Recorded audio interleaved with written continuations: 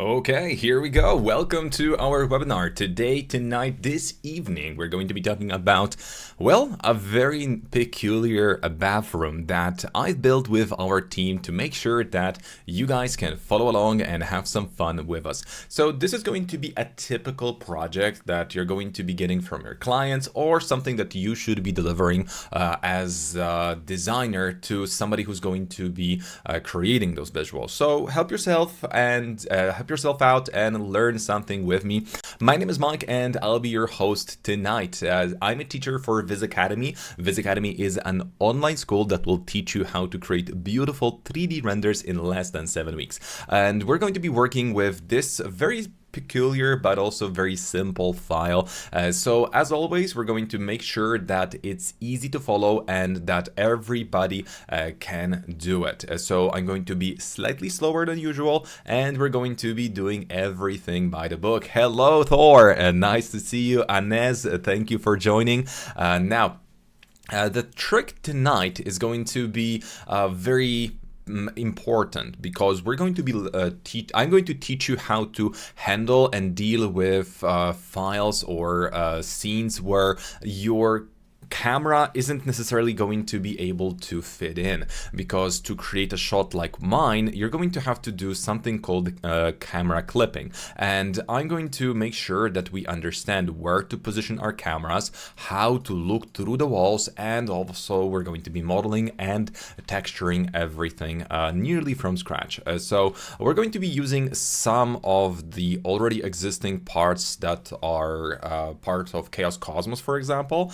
but we're also going to make sure that it's nice and easy to follow along. That is why I've also posted this file or the file within our posts, so you can download everything I'm going to be working with from this link right here. Also later on, once we're done, if we get enough likes and if you guys are going to be active in our chat, I'm also going to be posting the scene, so it's going to be all for you there. So I see new faces in our chat, so hello team, hello Adil and Farhan. Guys, I'm going to be terrible in reading your names, but I hope it's not going to be a big problem. So I think we're going to just move to the actual webinar now. So the scene is obviously already done, but I want to start from absolute scratch. So we're going to do everything by the book as we normally would. There is going to be a bit of cheating, but I'm not going to tell you exactly where we're going to be cheating, but obviously we're going to make sure that we at least go for every possible simple step. Now, the files that you're going to be getting will be the PDF file that I mentioned, and also you're going to be getting this file that will allow you to import it into 3ds Max and start working with it. Oh, yeah, I'm going to fix that. Let's just ignore it. There's supposed to be just some sort of logo of ours. Now, the first thing we need to go for is our file import. So in 3ds Max, because this is mostly creative tool, we typically don't go for super precision and the accuracy of 1mm. Regardless, it is still going to be a common sense to have some kind of normal measurements, or let's say units. In my case, because of what I just said, I'm going to be setting up centimeters by centimeters because that's easier for me to work with. Now, once that is set up, we're going to go ahead and go for File, Import, and we're going to be importing our file. Often, and I mean very, very often, you're going to be working with people that might not be using any units at all, because they're just using the system units, not millimeters, not centimeters, not even inches. But in this case, we're going to try to first import our file, and we're going to check what measurements does the file have. As you can see, not all files are going to be perfectly aligned, and in some cases you're going to run into an issue where nothing makes sense unless you look at it from the top view. This is typical for ArchiCAD and AutoCAD files that were partially built out of 3D models. So don't get discouraged if your file on import looks pretty much like this. How may I obtain access to the exclusive member video?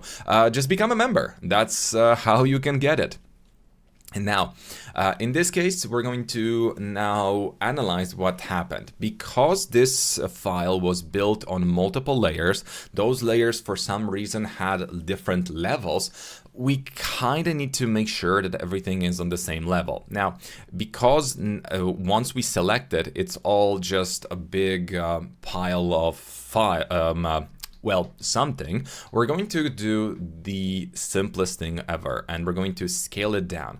You've got two options for doing that. You're either going to click a right button here and scale it down like this on a Z-axis only, so everything is going to get to almost 0, and that's exactly what I'm going to do. So now it's flat, but in many cases it's not going to be that easy because you're going to still need to click it a couple of times to get it shrunk. So for files, it's best, or the CAD files, it's best to just type in 0, but that also creates another issue if we're not going to be very, very careful. That is why I always tell my students that using CAD files is very tricky. So once we scaled everything down and we want to use this file later on, we're going to be resetting the X-form, reset, convert the object to editable spline. That's a must, because if you don't do it, the scale that you had before is going to remain. And if we're going to start editing an object that was 500 centimeters tall and it's going to now be scaled to 0, whatever modifier or value we're going to be adding, it is going to still remember the good old days when it was 0 scale. Hey Sevan, nice to see you. How are you? So Sevan is my student, if I recall correctly. So nice to see you. Okay, so here we go. This is something I should have done at the very beginning, because I am quite occupied with your company, guys. I'm going to make sure to now go ahead and create my first element. Okay, 3ds Max doesn't have, or does have, this option to do perfect hatching at, well, by default, but you kind of need to set it up. So let's do it together, because this is family friendly and this is definitely newbie friendly. So let's right click on this tree. Now if you have anything else selected here, make sure to hold your left mouse button for a couple of seconds, then select the number 3 and right click on it. So we're going to be setting up vertex, midpoint, options, enable axis constraints, enable snap angle constraint. So this is going to be super duper easy for us. Rest doesn't need to be changed unless you have some kind of very far-fetched values. I'm just going to show you mine. Mine are default. Okay, so here we go. And now we've got this plane, and with that out of the way, we can now create our first box. As you can see, it is kind of big, and it's 295 centimeters, which suggests to me that likely this file was indeed done in millimeters. So in that case, I'm going to try to scale it down by up to 10%. So in this case, let's just go ahead and go a couple of times for RRR to make sure that we're at the right scaling tool, because by pressing R on your keyboard, you're actually going to be cycling through. And just so you can see what I'm clicking, I'm going to make sure to turn on the button. So R, R, R, R, R. And now we're changing our options. Well, as you can see, I'm pretty fine, doing great. VizAcademy is growing, and my family is growing. You know about that. I have a 8 months old, so that's really fantastic. New chapter in my life. Now, let's go back to the topic. So we were supposed to scale it down to 10%. So I'm just going to type in 10, scale it down. And something that you might want to do always with your files is to quickly group them once you scale them and put them closer to 0, 0, 0, because very often when you're going to be dealing with some sort of crazy architects, you're going to see something like this, where the file is going to be kilometers away from 000. 3ds Max doesn't like that, so it's good to make sure that you tidy up your scene before you even start modeling, and now we can kind of do that. So group, ungroup, once again, because of scaling, reset X form, convert to editable spline. So that's pretty obvious. Now, we're going to be mostly working with this, and I'm assuming that everybody can read what's going on here, because this is a very standard CAD file that typically architects will be giving you. But if this is something new for you and you're just getting started because you want to start a new career, by the way, guys, it's the best moment ever to start a new career with AI helping you out along the way. Doing visuals was never that easy, and honestly, I love it. So you can see that we've got those arrows here. Those arrows are going to be pointing towards where the view is located. So A is pointing that way, so it means that this is the wall, so this is that wall. Now B is pointing at the one with the toilet, so there it is, and the C is pointing at the door, so we pretty much have it all figured out. Now, in this case, we're now going, because we're now educated, we can move on and start actual modeling. So the whole snapping thing was just so we can start our first build. I don't want to use this file as we already established. Not every part of it is going to be perfect. Sometimes it's going to, and it's going to be nice and easy, but I don't want to take the risk that some lines are intersecting, that are duplicate, and that's just going to be a bad practice to do so. So in my case, I'm just going to go ahead and press S, and we're going to build that. Now 30 centimeters by 80, that makes more sense. And now how wide is the doorway? 90 centimeters by the centimeters, so perfect. Hi, why don't you use open dock the snaps and axis constraints toolbars? Because this is just more convenient. In this case, it's just simple. I don't need to overcomplicate it.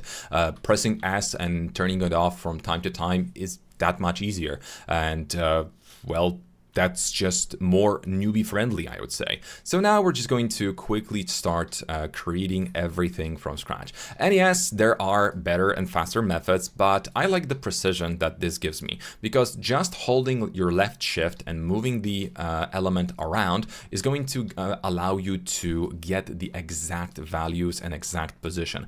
Well, to be honest, you don't even need to snap to anything, because most of the time it's just not going to be needed.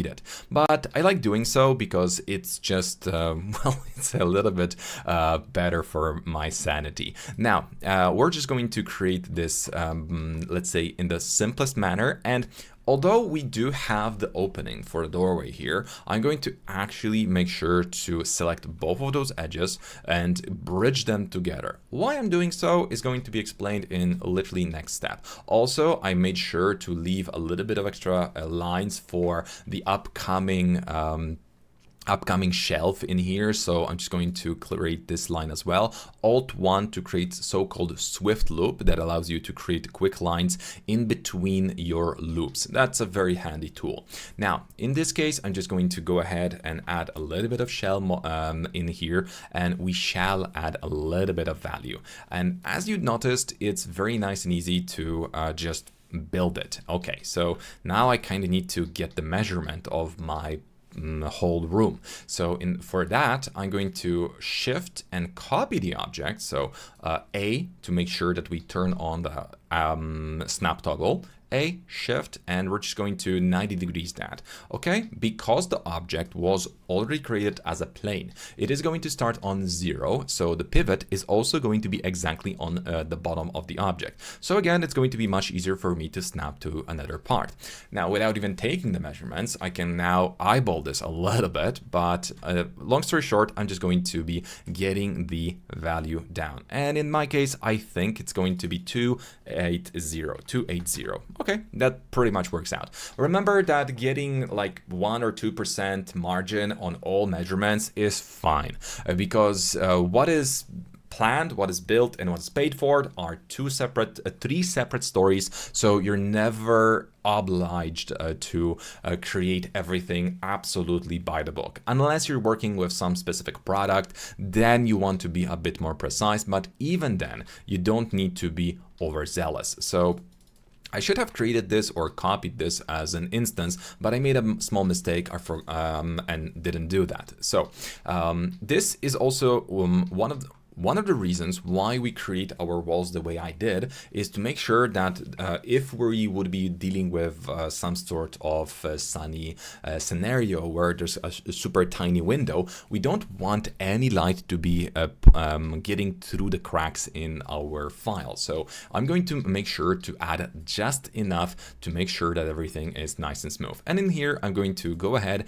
and create two boxes. One box is going to be literally my suspended ceiling. So this is it. And the second one is going to be snapped to the top. So this is essentially going to be the cap of the room. And here I'm going to do the same for the bottom, but the bottom part, I typically do myself a bit of a favor, and I recommend you to do the same to you, because in this case, we're going to go ahead and go for a -1.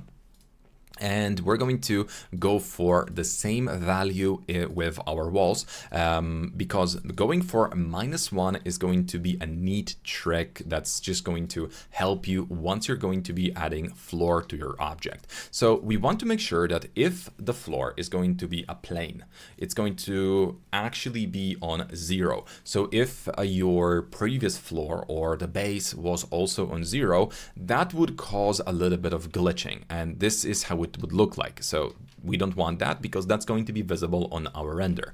And if you're going to be using some sort of floor generator or other software or other plugins for the floor, we can always go for a -1 and adjust the value exactly to what we need it for. And the whole idea or whole reason for it is to make sure that we have full control of our scene. And at this point, if I create something on the floor, it's actually on the floor, because all the objects by default will be created on 0.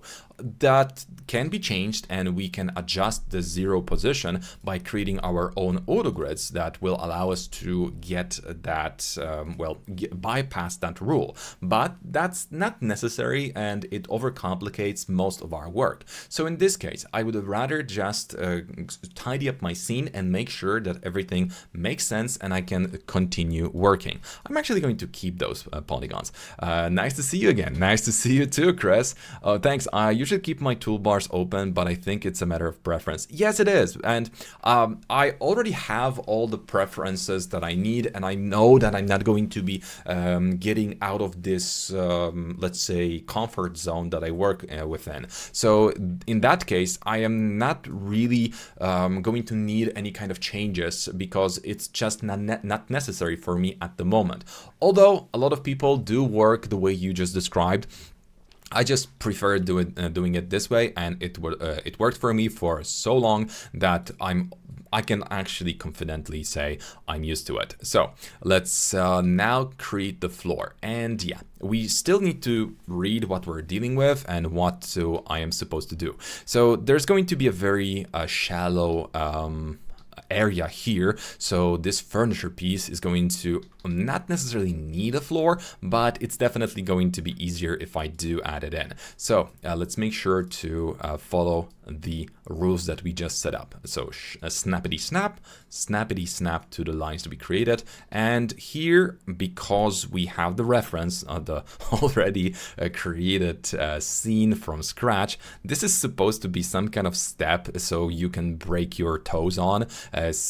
Or maybe for the water not to get out of the bathroom, but I am assuming that somebody is a psychopath and they just want to break somebody's fingers, toes. So in this case, we're going to accommodate that psycho, and we're just going to continue by actually doing exactly what they wanted, breaking our toes. Okay, now here, a little bit of shift up, a little bit of shift left, and again, shift down to 0 and shift left. Oops, shift left. Okay, now I haven't yet set up the value that I was supposed to in here because I can still read it. I mean, we're going to check what's going on here. And remember, you don't have to be overly precise with everything. Okay, I now assume that this is due to the fact that they just couldn't get the drainage working. So that's why that had to be a little bit elevated so it can actually happen. Now, this is the 0 level. So I'm going to create the tape. Tape with snap on is going to allow me to measure this value. It's approximately 9 centimeters. So I'm just going, for the ease of use, I'm going to go for 9 centimeters. And in here, I'm going to type in something around 5 or 6. I think 6. So this is going to be very nice and easy. Okay, so again, if something is 0. Something, typically it's just human error because I don't know any psychopath that would be adding those values this way. So in this case, 1 centimeter of difference, again, types into our margin of error where we can really confidently assume that nobody's ever going to notice. And that's a really good thing to know, that not everything needs to be perfectly done. Now, when it comes to furniture like this, you want to first kind of analyze what you're going to be building, how it's going to look like, and what's the purpose for it. Now, yeah, obviously. Hey, Mike, how's it live? Greetings. Bessie, hello. Thank you very much. It's perfect. I mean, I've already answered that question, but I might as well just tell you. So recently, we are renovating our house and we're currently getting to the point where finally we're going to get the heating done and the whole project is going to be finished within like 4 months. But it was a tragedy. We went through every possible problem you could have had along the way. Hey, Ice. Now, I don't want to get too specific because obviously I don't want to turn this into a rant, but imagine every problem that an architect or designer or an investor can have with builders. I went through it. Typically, I was on the sidelines where I was just the guy looking at it and saying, hell yeah, those guys are awful. Now I experienced it and it's even worse. Yeah, central heating is kind of something I wanted for a long time. Now, here we go. We've got this furniture piece, and normally you would assume that we have to build every part of it because the architect was very zealous and added all the details, and I'm not going to. So what I'm going to do here is I'm going to build a box that's going to fill in all this area. So let's just do that very quickly. So create the box, and as I mentioned a couple of times, I don't want to be overly precise. Not everything needs to be snapped, not everything needs to be by the book, and if an object or two goes a little bit too high and too far, I don't care because it's going to be okay in the end as long as this part is going to be attached correctly. So now, how does one get to the correct build of it? Well, obviously, we need to get some kind of divisions for the furniture piece to make sense. I'm going to show you two nice ways on how to fake the detail and how to actually make it so you can decide in the future when to use what method. And again, it's all about just being efficient and making sure that you don't spend hours on something that just doesn't require it.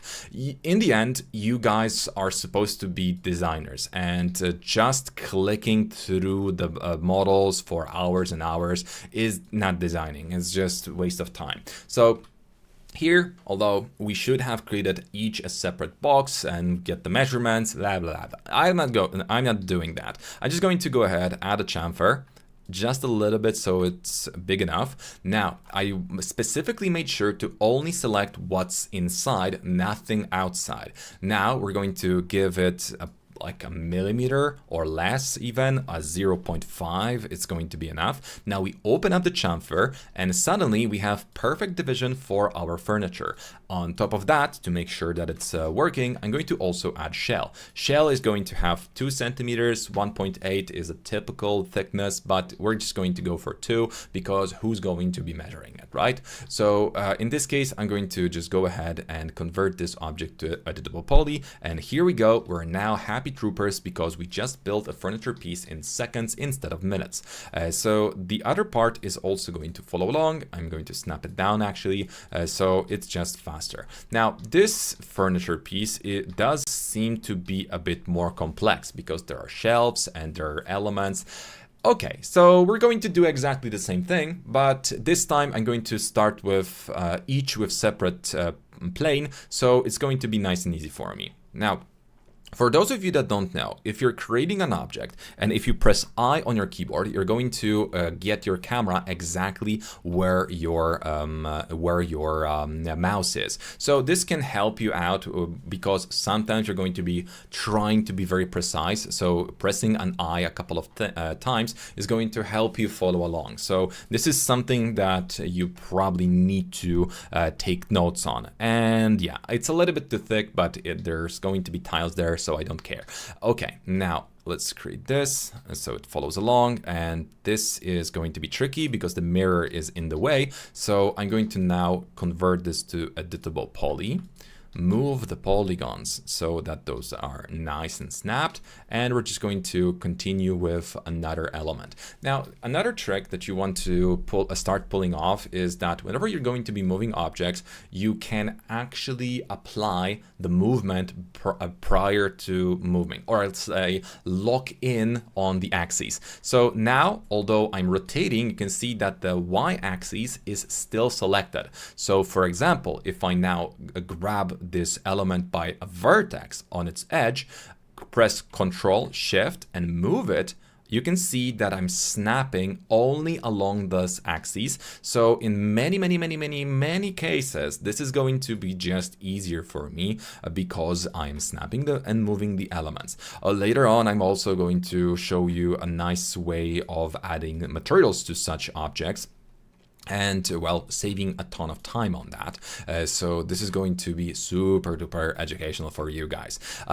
We teach our students all this and much more during our training because our training starts from 3D modeling. Right now we're in a state of VizAcademy 2.0. So because of how the current industry looks like, we had to adapt and we added AI and animation panels. Those are very important because in today's day and age, AI is very impactful, and you kind of need to at least know that it exists because otherwise you won't exist. I mean, not precisely, but you get the point. You just need to, if you're staying in one position, you're not evolving, or whatever the saying goes, however the saying goes, you know, you just need to educate yourself. And that's why I'm here. I'm trying to educate you.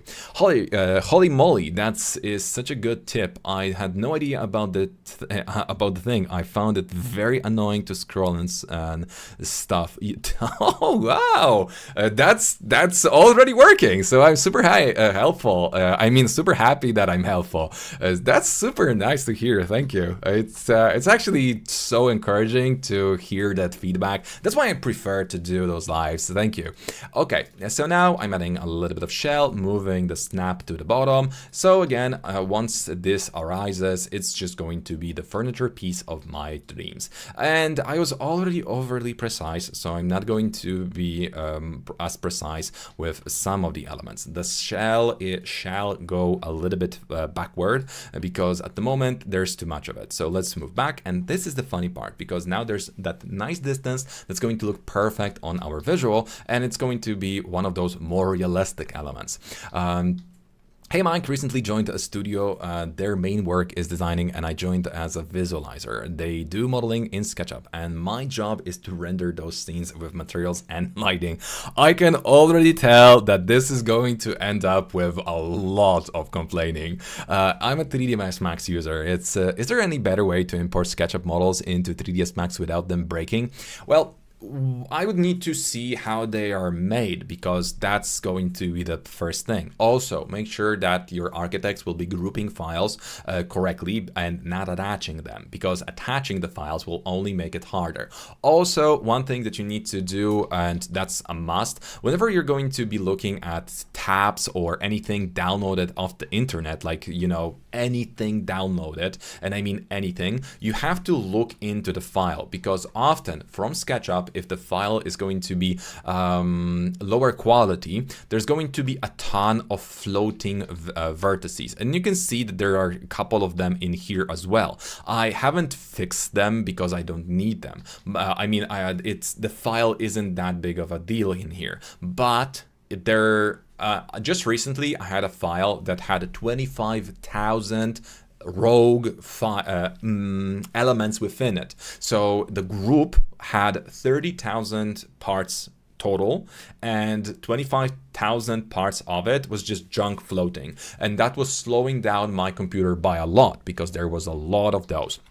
And that's why I often try to work with something that I created myself, so I don't need to go through the horror of fixing the problems that I'm not responsible for. How many hours or minutes do you need to finish this scene? Well, if I wouldn't be talking, that would take me an hour from start to finish. But since I'm talking, responding, and I'm trying to be educational here, this is going to take me an hour or so, more than an hour, I mean. But in many cases, it's 1 hour job maximum, and you don't need to count more for that. Although it all depends on how many custom objects you're going to be doing, what resources your client gave you, and the accessibility of elements that your client wants to see. For example, again, going back to the reference file, if we're only going to be doing this stage where we do the bare bones file, where we don't add any kind of props, flowers, pots, soap, brushes, whatever it is, we're just doing this. It's fast, easy, and it shouldn't be taking more than an hour. So that's why I do it. But at the same time, it's often going to be problematic to do it any other way. Yeah, it all depends on how many objects are going to be custom made. By the way, they are lagging in some models. I made those impossible models in 3ds Max. Now I'm a hero here. Thanks for the response. You're absolutely welcome. Yeah, some models are definitely lagging when it comes to SketchUp, but not to say anything bad about SketchUp at all, because SketchUp is fantastic and it wouldn't be as popular as it is if it wasn't. But at the same time, we have to understand that 3ds Max is a fully functional creative tool for 3D artists, while SketchUp is, as the name suggests, for sketches. So it's not revolving. It's not designed to be as precise as as complex as 3ds Max. It is supposed to be just a sketchy tool. SketchUp tool to sketch the elements in your projects. So that's why we can do it that way. And again, just creating another furniture piece because we're doing this on the easy mode when we're going to be working with architects that actually are worth something. You're going to get decent enough files, decent enough to not waste eons on reproducing the furniture pieces and whatnot. So here we're going to do the very similar trick we did before, but now I'm modeling this out of boxes because we can do that in many ways. But there's going to be one small thing that I want you to consider, because we can either do it using floor generator or we can do it using array. Because I don't want to yet introduce a floor generator in this webinar. I mean, we will in like a couple of minutes, but I want to now show you an alternative, because not always, hey Anna, how are you? Anna is a super good 3D artist. She's very active in Chaos community, so thank you for joining. So let's see. First, when we create a box, I don't want to be, again, super precise. So I'm just going to make sure that the width is nice and small, just small enough to fit what I need. And I think it's a little bit too big, so it's a pleasure to have you. Now, let's go ahead and change this. Give it a bit of a nudge to the right, and we're going to be using Array tool, and Array is just great. So for this tool, we're going to add like 20-ish something of those I don't know how to call it, just boxes, and we're going to go for 2 in offset to make sure that it's big enough. And now, yes, I'm very fine. Thank you for that. Anything in particular you're working on right now? How's the market treating you? How's the AI thing going on for you? What's going on? What's with you? Thanks. Now, is there any place I can get floor plans for free to practice doing renders? Vishma, that's lit. You're here. That's where you get it. Right now, if you go to our YouTube channel, we posted the files that I'm working with right here, and you will be able to follow along. So apart from me talking too much, just recently I had a comment on our YouTube video, mucho, I don't know how to say it, but in Spanish it was, you talk a lot, but it's at least useful. So it was it was just funny. It was just funny and nice to get a comment now like that. Okay, so I'm going to move this a little bit. So let's move it here. Oh, let's move it here. Okay, and this other box does have a little bit too much distance, so let's reselect. Did you know that if you will click on the polygon, then click again, you're actually going to select the polygon that's behind it. But if you do it fast, you're actually going to be selecting the whole object. So it's click once and then wait, and click again, so you select something that's behind. This is going to save you that one awkward scenario where you need to get the perfect angle to select that one polygon, which is behind or inside of another object. So you're welcome. Let's continue. Okay, this is looking perfect. Hi Anna, good to see you. Amit, I see the whole family is here. Alisa, hi, I'm from Bangladesh. I don't understand your language, but I'm watching. Okay, that's even better. So I hope that everything I'm clicking is going to help you out if you're interested in 3D. So that's really wonderful. Thank you for joining. Okay, so here we go. By the way, guys, consider joining VizAcademy, an online school that will teach you how to create beautiful 3D visualizations. If you are interested, go to VizAcademy UK. We are now looking for more students for the upcoming group that's going to be starting just in 2.5 weeks. So please be prepared that we're starting soon. And if you sign up today, you're going to get a lot of extra videos. So let's go ahead and start with the next furniture piece. I think we're just going to go ahead and create this the way we did the last time, but another tricky trick, because this was flat on the ground, right? So now if I go for effect pivot only and move the pivot exactly where the ground is supposed to be, it's now going to stand up, and it's again going to be using all the values that I already had installed in my file. So now I'm just using the same principles that I began my file with. So we're essentially getting everything by the book and by the measure. So it's just nice, easy, nonsense-free type of modeling where we just are going straight forward to the, I hope some at some point to the end of our webinar, but that's still quite far ahead of us. Now let's now, since we've got the furniture pieces done, we've got to get the shower parts. So I'm going to be downloading those elements because those are typically provided by the manufacturers, and it's very rare for us to need to get them.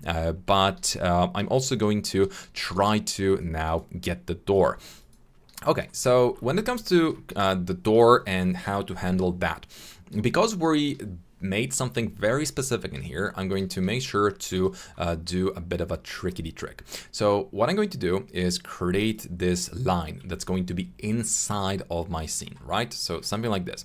Depending on how big the door is, the door opening is going to be, I'm just going to type in something like 0.205 centimeters, because that's pretty much the standard.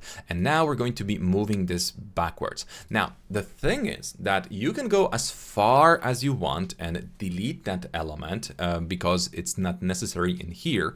But if you're working with an interior that has a possibility that, or you're going to be working with an interior that is going to have the environment, well, read this as a small window or whatever, you want to keep this extra wall here. Why is that? Because whatever door we're going to be adding in here, now no light leakage is going to happen. And remember, any light that goes through the cracks in our 3D model is going to essentially ruin the lighting or slow down the rendering by a lot. So that's why we're going to be doing it this way.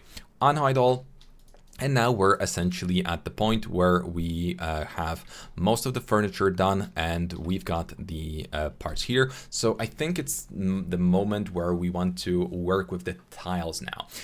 We've got two options. Either we're going to be dealing with Corona tile map, which I sincerely hate from the bottom of my heart. It's great, it's fantastic, but the mapping of it is just weird, and I don't like using it. That's why we're going to be... Okay, something just dropped behind me, so that was scary. So CG source. CG source.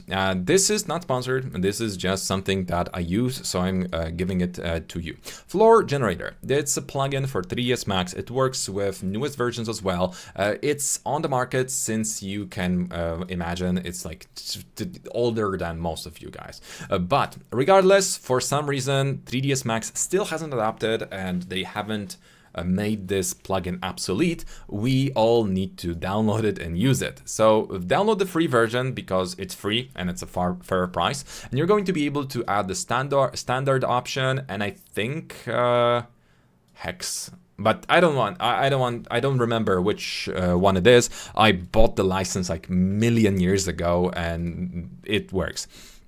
So now we're going to either add the faucet and all the elements, or we're just going to go for the tiles. I think we're going to go for the tiles at the moment, although I was I was already creating the door, so maybe let's finish the door. As for the door, this is a very simple design. There's nothing specific about it that I would call extraordinary, hard, or I don't know, something that you need to pay special attention to. So I'm just going to extrude another box, convert this element to a double poly, and here we're going to be getting a bit slightly more creative to make sure that everything works the way we want. So let's move it here. By element, move it forward, and now we're going to shift, control, and rotate this object, although I didn't need to, I just wanted to. I just needed to create a copy. Now we're going to assign the parts, because in most of your visuals, you're never, ever going to be opening any door whatsoever.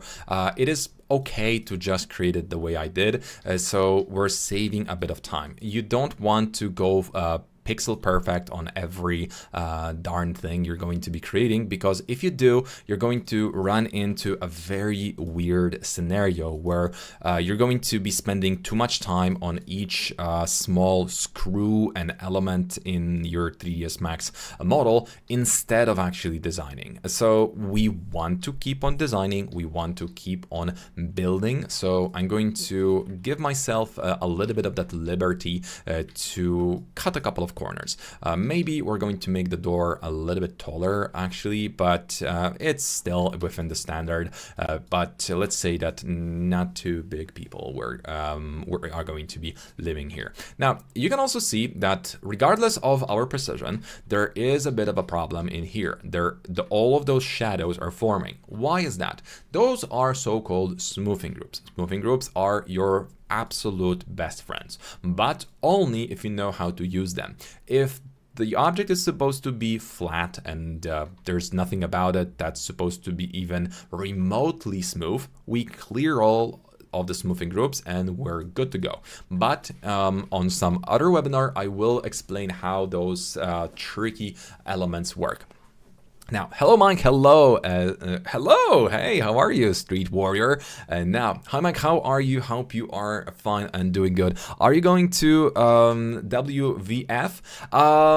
Probably not this year again, because last year I had to skip it because my son was going to, well, come to this world. So I didn't know how that works, so I decided to ditch it. And this year I haven't yet spoken to the guys that organize it, so I'm probably not going to be there. But you know what? Now when I think about it, maybe I should, because this is something that, well, why not? Okay. Smoothing groups. Oh, thanks. Yep, smoothing groups. Yes. So another trickety trick that I use when dealing with my 3D models is I often go for this. I go for one second. Object properties, and here we go for display as box, and the ceiling is now going to be a see-through ceiling. It just saves you that one click in here. Now, because we now have the door and everything is nice and easy, so I'm going to continue with my walls. So here we're going to select the whole surface. Now, I want to select the whole surface, not each individual polygon. So I'm going to go by angle and click here. In this case, I'm going to go ahead and detach it as clone and click OK.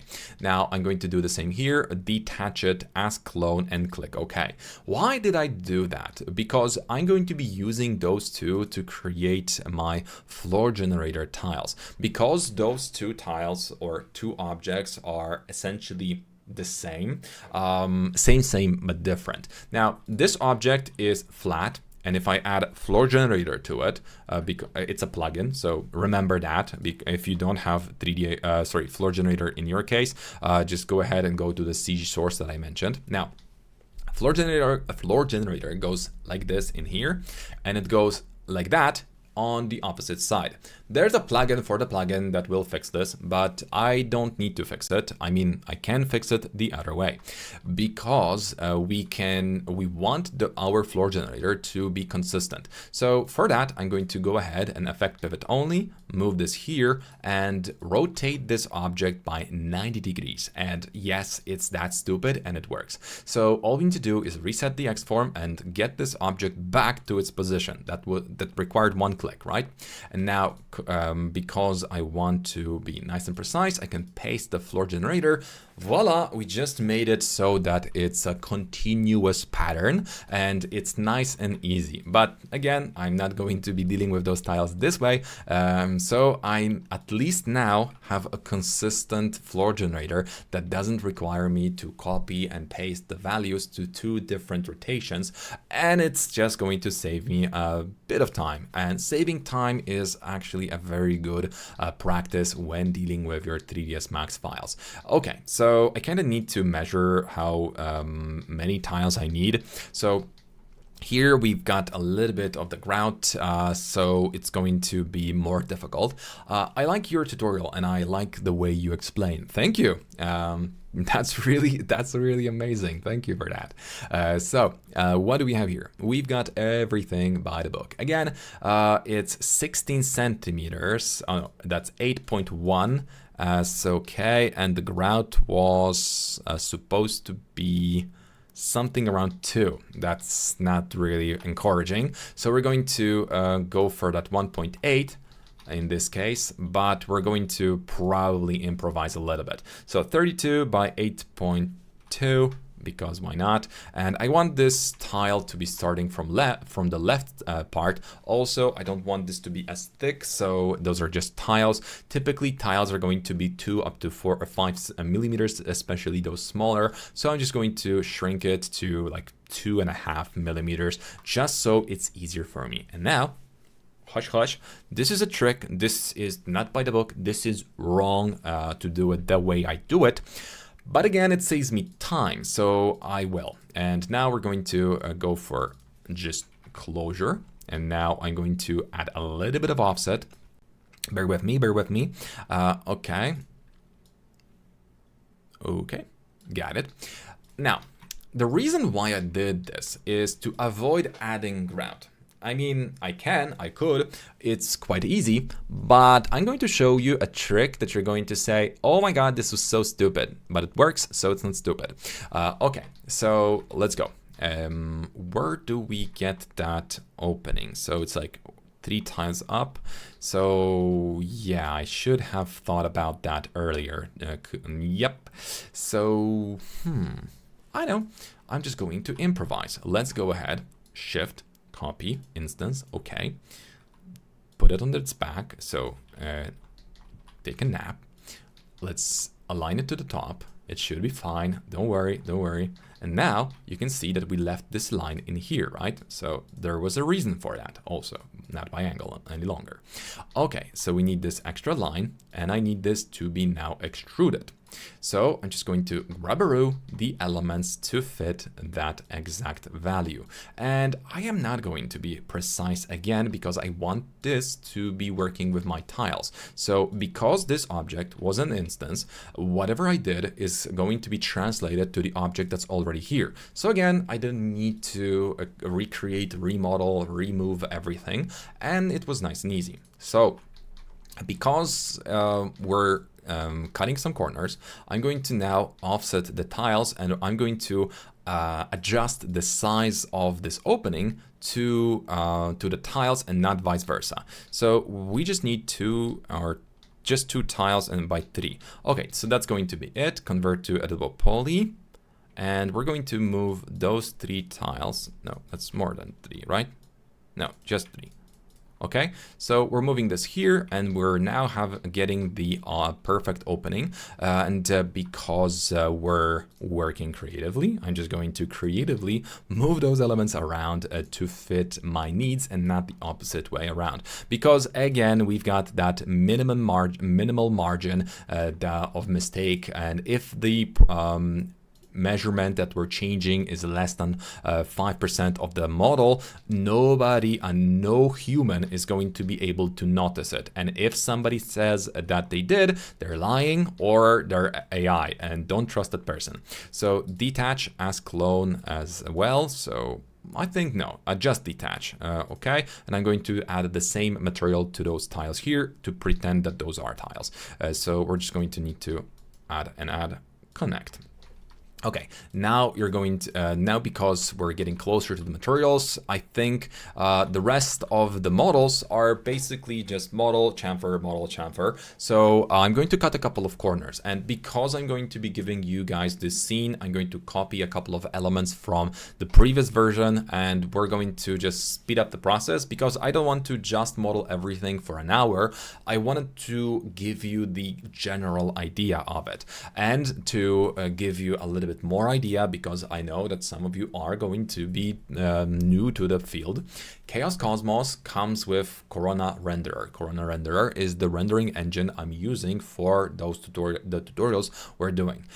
Also, Corona Renderer comes with Chaos Cosmos as a repository of 3D models, and you can get tons of them. So wash basin, or whatever you're going to be typing in.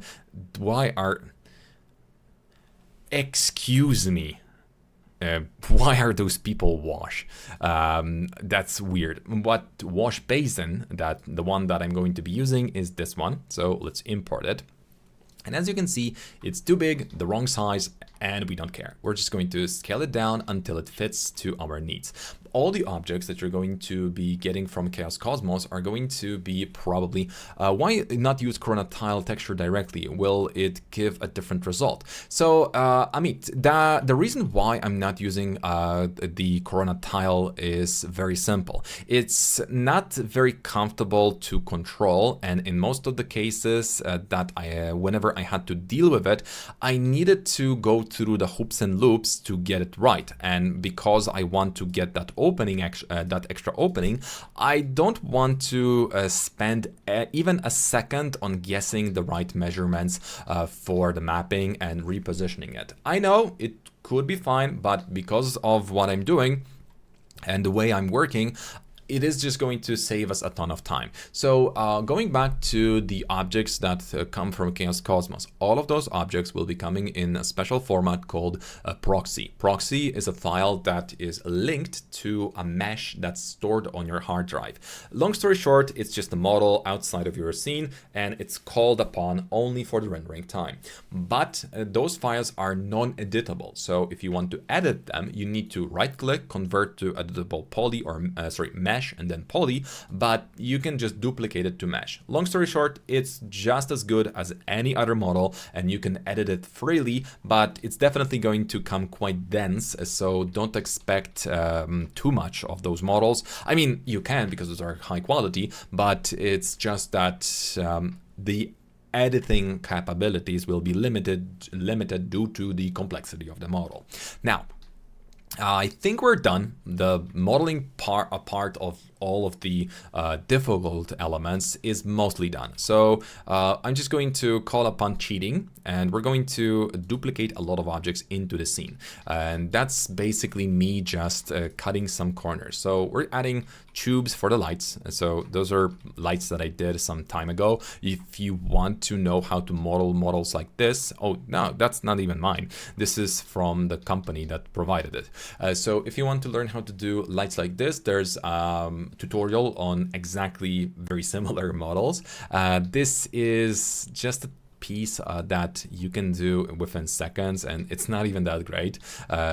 So that's it. So it's a box with chamfers, and all the elements here are just downloadables from the manufacturer's website. And always when dealing with some sort of companies that might have those files, just go ahead and first check if they do, and check the availability of those models online. And we're cutting some corners to get to the materials and to be a little bit faster. But I also want to show you one thing that I hope is going to be, again, quite helpful for you, because I mentioned those proxies, but then again, how are you people that are just getting started going to use this, right? Because there's a ton of different models and we don't know how to even go through it. So accessories, where's the bathroom part? Beds, chairs, sofas, vegetation, vehicles, accessories. Am I blind or something? Did I go blind in between the webinars? Because I cannot see bathroom accessories. So, shower. Okay, so we want to type in some kind of shower, look for some kind of shower, and get the appropriate elements or files for our scene. And in many cases, just typing in something in the online section is just going to give you the right model. So feel free to download them. And the cheating part is just me getting them all together at once, not necessarily just going for the, oh, you know, you got to figure it out, guess it. Yeah. So no, it's just simple, but you need to do it somehow. Okay, so I'm going to use one of them just to create one part out of it, because I want to edit this element slightly to fit it into my scene. So first of all, we're going to convert it to editable poly. Okay, convert to editable mesh, and then editable poly. And I'm going to delete everything I don't need in the scene, in this model. So something like this. Very, very simple, super demure. And now, no need for being fancy, no need to some sort of ultra respect for the 3D models. Those objects do not have feelings, and you're not breaking the law. You're just editing a 3D model to suit your needs. I'm not even using the same one that I used in the original file because it's really that redundant. Okay. Probably this is something that as a designer you're going to be quite zealous about, but I'm just going to save you guys some time so we don't need to overdo it. Okay, so I think this needs to be a bit longer, something like this, and just for the sake of saving some time, I'm not going to be super precise, but I could. Now, let's copy this. Create another cylinder just so this part is held. Again, what product is going to be bought once the design is approved is a total mystery. Very often when the interior designer is going to give the perfect list of all products that will work exactly by the book, and they're going to be just perfect for this design, it often turns out that the product no longer is available. You're going to have to wait for it 8 months, or possibly it might be just too expensive for the client. So they're going to be improvising, and sometimes that means that the design is going to look totally different once it's done. So it's good to at least assume that not everything is going to be done by the book and perfectly. Okay, so we now are reaching the moment. Oh, the mirror. I need the mirror. So let's steal the mirror. Do I need to steal anything else from here? Not in particular, maybe the towels, but definitely this is going to change the world. Copy objects. By the way, 3D ground, the copy to paste from plugin. This is something I use all the time. And why is this license all the time not active? This is stupid. Each time when I update my 3ds Max, it's going to ask for the license, and I just cannot be bothered to add it each time. And this also makes me look bad because I bought the software. I bought it. I'm not using the free version. It's awful experience again. Thank you for not copying any 0. Okay, so we're now moving the elements. Getting closer. Super close. Good. Yeah, more or less everything is in position, and yeah, I believe we can start creating our materials. Just one last touch that I want to add to the floor, and that's going to be just the drainage as here. So let's just do it. So I'm gonna need to detach you. Thank you. As a clone node to the element. Okay, so now it's separate to the rest of the model. Now I'm going to make sure that I move this slightly here and like that. Okay, because of how I imagined it, I'm just going to go ahead and inset it, go down, and now we need to fill in this area with some sort of box or other object that's going to be the sink, or I mean the drainage. So here we're just going to lower the size, and this is going to be metallic, and rest is going to be pretending to be tiles. So this should do it. Also, thanks to the fact that I made sure that this geometry looks the way it does, it's going to be easier for me to create everything by the book. And again, I'm just going to make sure that the lines are aligned nicely. Scaling is your friend. Don't be afraid of using it. And let's put it so that it aligns. Okay, I know that those are just details, so let's not waste time. So, how's it going, guys? Anybody interested in the actual reason why we're making this webinar? Because well, there was a couple of questions in our DMs and how to handle small bathrooms and small areas like this one, because there was a lot of recent posts from smaller and tight areas in our community. So we're going to just go ahead and make sure to create that camera for you. So the first thing you do is obviously go to the standard, then create Corona camera. And because I remember, hey sir, how are you? Thank you. I'm still good. Kamal, that's really good. Can you share the links to the websites of companies which gives their 3D accessories, 3D models to download for free? There's too many of them to really share. I typically just when I'm working with a client, they will give me a list of products that they want. So Coleman is good, Gessie is good. There's a ton of them. Just too many to even list. I can actually make a video on that. It's going to be helpful on our YouTube. I like your tutorial and I like the way you explain. Thank you, Abu. That's so nice. Okay, why not use Corona Tile? Yep, that's one of the reasons. Cool, everyone is tips and tricks. Good to know yours. Okay, now let's continue. Okay, so I'm going to be positioning my camera in a way that's going to allow me to get inside. Because if I'm going to position my camera as close to the wall as I can, this is how it's going to look like, right? So not a very good look. Also, because it's a tight space, I am going to definitely use a custom image aspect ratio 0.8 because that's what works really well on Instagram and other social media. That being said, we're again inside of a bit of, we're in a bit of a pickle, because now if I go for the focal and change it to something like this, although I can now see the wall the way I want it, the rest is so overstretched that it just looks stupid.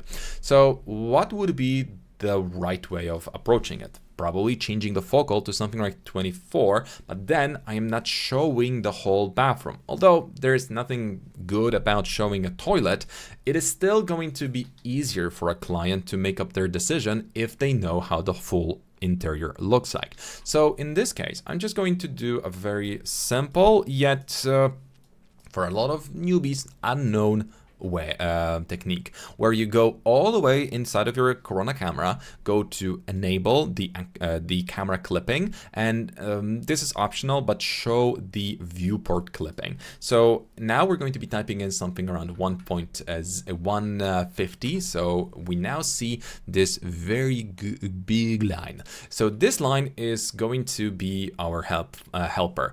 Also, I like to turn on off the target for my cameras, and this is going to make it much easier for me to reposition my camera. Because the full room's height is 280 centimeters minus that suspension, I'm going to go for 135 for the height that I'm going to be positioning my camera at. So this is going to be 135. Okay, so now you can see that this is pretty much where the camera is at. And now let's actually look through the camera. What's happening here is that whenever I'm moving this camera forward and backward, you can see that I'm cutting through the walls. So I'm quite literally I start seeing objects from a distance or at a distance. So that's really fantastic because it helps me get rid of that very weird skew. And this also can lead me to a little bit better positioning where I can go for higher millimeter count on my lenses, and it's still going to look awesome, still looks awesome, and I'm showing everything that I wanted. So this is going to be very helpful. Now, there's a catch still. Theo from Chaos Campus has sent his wishes and hi to you, Mike. Thank you. Well, invite him here. Also, you know how I love Theo, so if you can be the phone between the bridge between us, say hello to him too, and you know, best wishes. He's an awesome guy, like really awesome guy. The only issue doing bathroom is the space to put camera. So it's night times that I become a bit difficult to show it. Yes, it is. And that's exactly why we're doing this. So now we've got our camera, but it's a problematic camera. Why? Because by default, if you set up your clipping, by default, the clipping has an exterior limit, which is really stupid. I don't understand why it is even a thing. It should be just infinite, and it doesn't exist because we need to start somewhere, not finish somewhere. It's just weird. But let's assume that this is my design. So we're going to be typing in a smaller value for the end result. So now the second plane is not as far from us as it was a second ago. So this way, if we now look at the scene, we're no longer in space, we're now closer to actual 3D model that we created. And again, it's just going to be one of those things that's going to be easier. He is really busy doing the jury work for 3D Awards, else he would have been here too. I understand that. I participated in a couple of those awards, and I must say it's always a pleasure. It's always a huge thing. But there's like 4,000 commissions that people will be submissions that people that you have to go through, and I know that Theo is probably doing it the same way I would do it. So he's actually watching the thing, thinking about it, and deciding after he gives the thing at least a couple of seconds, because just going like you would swipe on Tinder, left, is just unfair to the artist. So especially for the videos that tend to even go up to 10 minutes, you just sit there and you watch.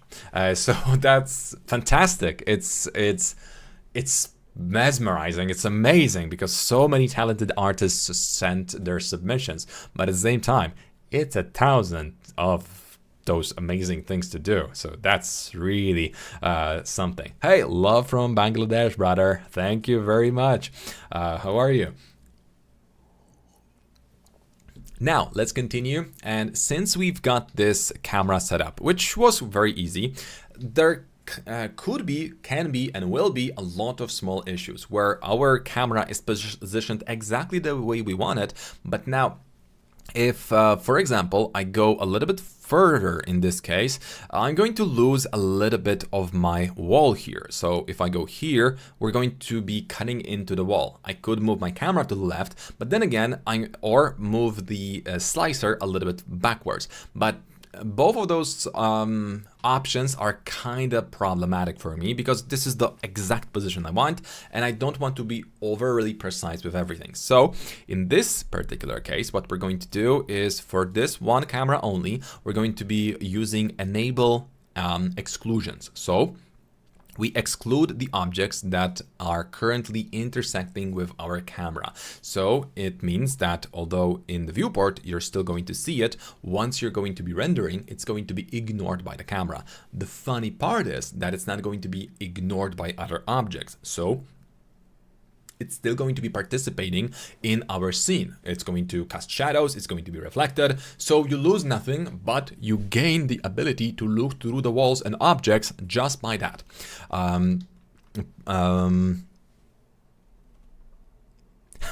Okay, please pronounce my name. Shamduduha.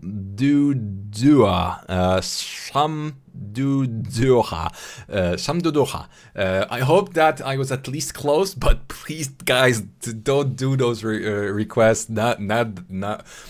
I really appreciate you guys, but I cannot insult you by my pronunciation of your names, please. Okay, so now we're going to copy our camera, and just for the visual consistency of our shot or our scene, I'm going to do the same on the opposite side. Because we already added those exclusions, we're going to clear the map to make sure that we don't have it for the other scene. Now, there's another chance that you're going to actually need not those architectural, almost orthographic shots, but actually something that's going to be at an angle. I'm watching you since 2022. Learned a lot of things from your live streams. Thanks a lot. My God, it's such a pleasure to have you guys. Thank you for that. I'm humbled and I really appreciate you. Good news, Mike, Theo will join us soon in some time. That's amazing. So lovely.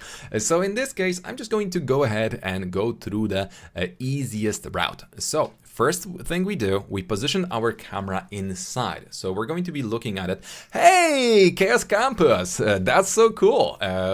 Wow, official. Yeah. Now, let me just straighten my back. Hello, Sir Theo. How are you? Nice to have you. Thanks a lot, brother. Lots of love for you. Lots of love to you too. Name that I cannot pronounce. I'm going to see you on the WVF. Now, when you guys ask about it, I kind of feel I should go there. So yes, probably. I'm not going to obviously be a speaker there because I haven't yet made any arrangements with them, so that thing is out of the question. But definitely I should be at least in the audience, so yeah, why not? Okay, so let's say that we're going to have our camera set up the way I have right now.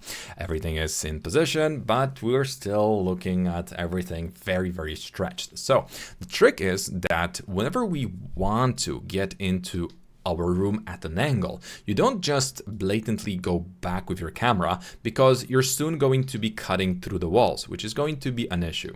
Now, what you want to do is do this a little bit different way, and it's not the only rule you can follow. It's that we want to skew our camera slightly to the right. So we're going to just go ahead and rotate it ever so slightly, so it's as if it's going along the wall, and we're going to be moving our camera backwards as far as we can until it's going to become problematic. And this is going to be a very nice dance between our camera angle, our position, and we move it backwards, mostly along the y-axis in this case, because we want to keep the consistency of our shot.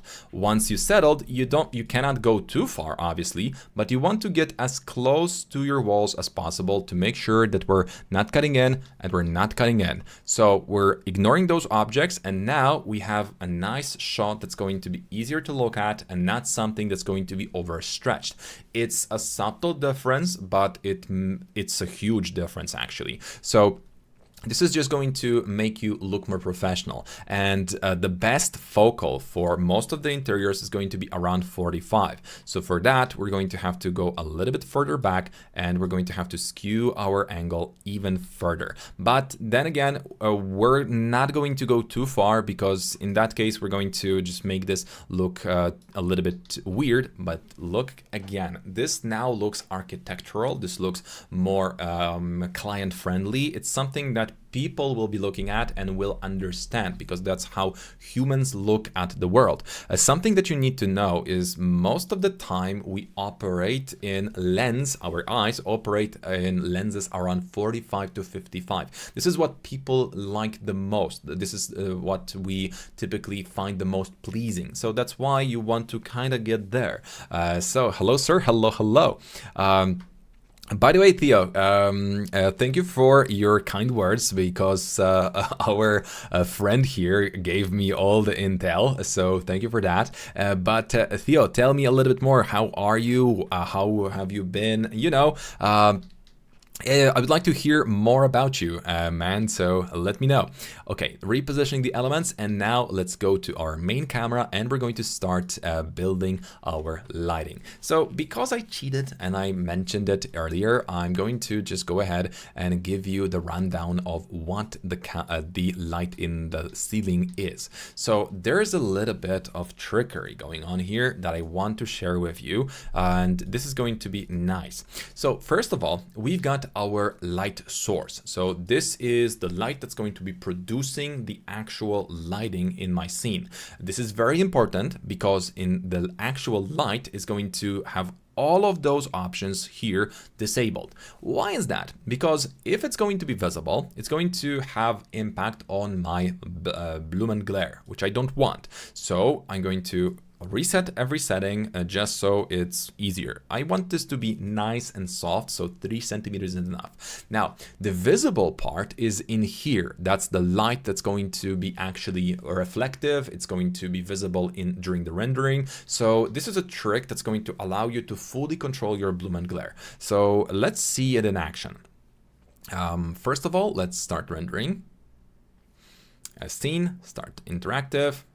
and it's going to be all green and weird because I haven't set up the materials yet. So we're just going to go ahead and go for physical material in here, go for exposure like 3 or 4 even, because no lights are still here. And now, because I'm not selecting only lights, group close, okay, exclude.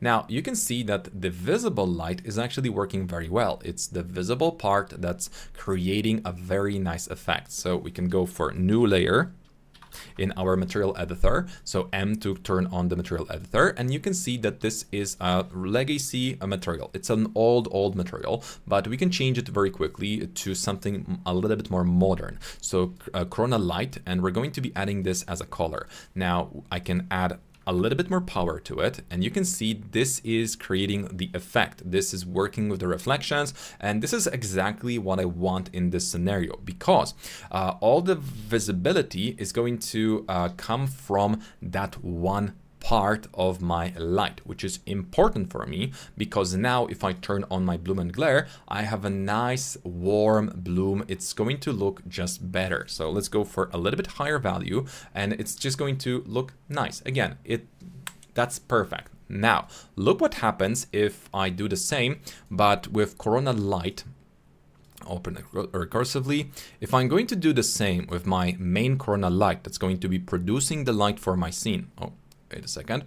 If I do this in that case, and I'm just going to apply it deeper into my model, if the visibility of this light is here, that looks awful.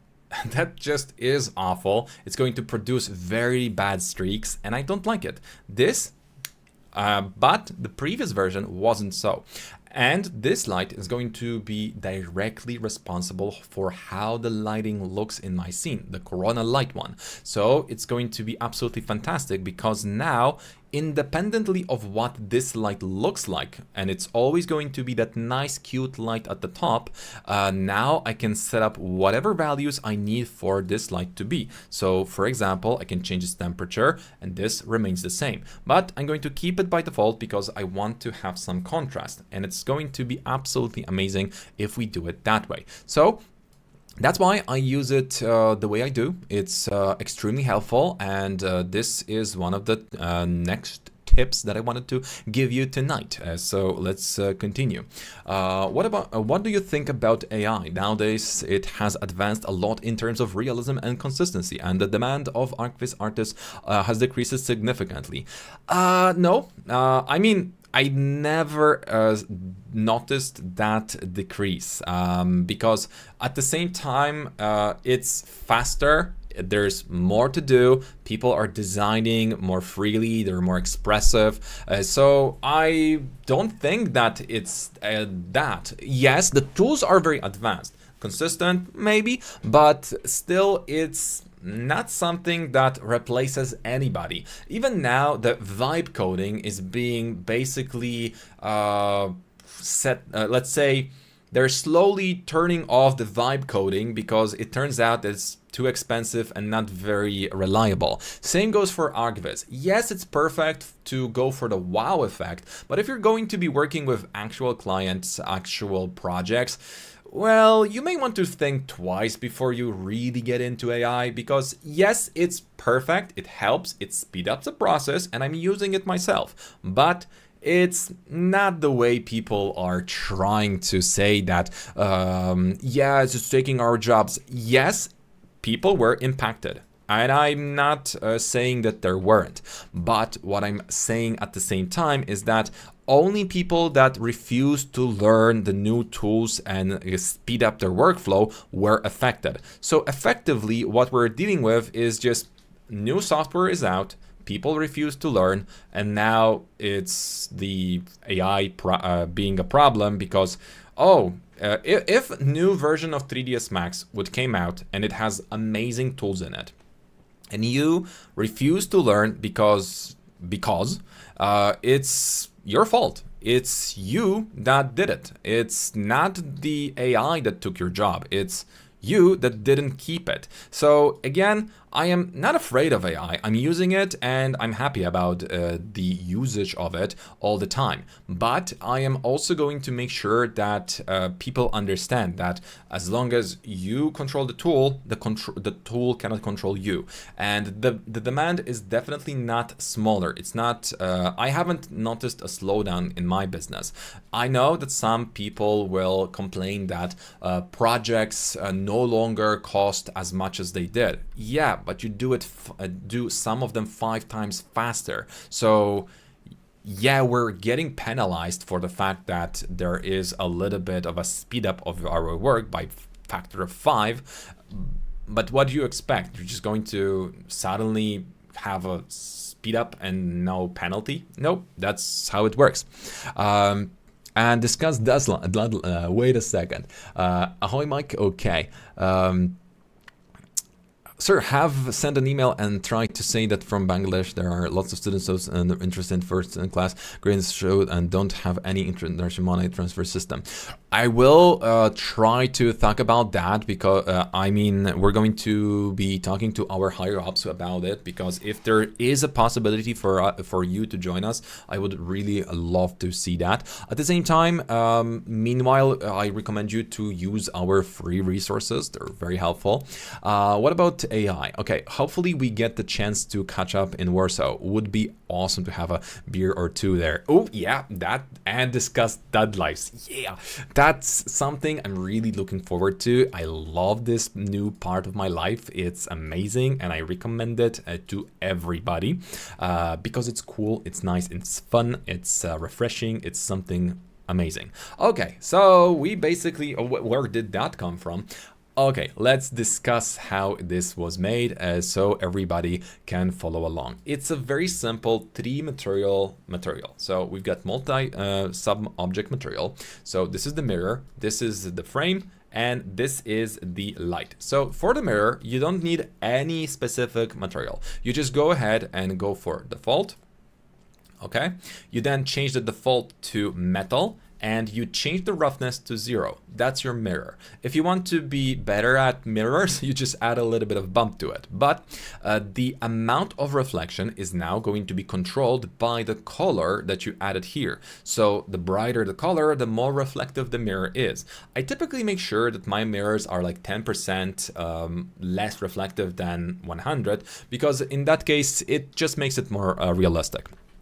Also, the light material is a standard light material. Nothing about it is special, but the amount is typically 10. This is my default because it helps me be consistent in between scenes. So 15 to 10 is what I typically use, because typically whenever I create my LEDs, I also try to keep them 1 centimeter wide. So it's going to be easier for me to keep that consistency and have the predictability of most of my elements in the scene. And this is just a 3-part material. It's a box with multiple chamfers and 3 materials on it. So the frame material, the light material, and the mirror material. So I hope that this is very clear, and if you have any questions, please feel free to follow up so I can still explain those while we're still here. Now, we're going to do another thing, because this is one of the materials that I said is going to have the trickety trick in it. I am going to do it right now. So let's go ahead and work on this material as the next big thing. I would like to steal the material color if you're fine with that, but let's see. Material, and we're going to be going for a very simple physical material. Also mirrors, a slight bump. Yes, that's exactly what I mentioned.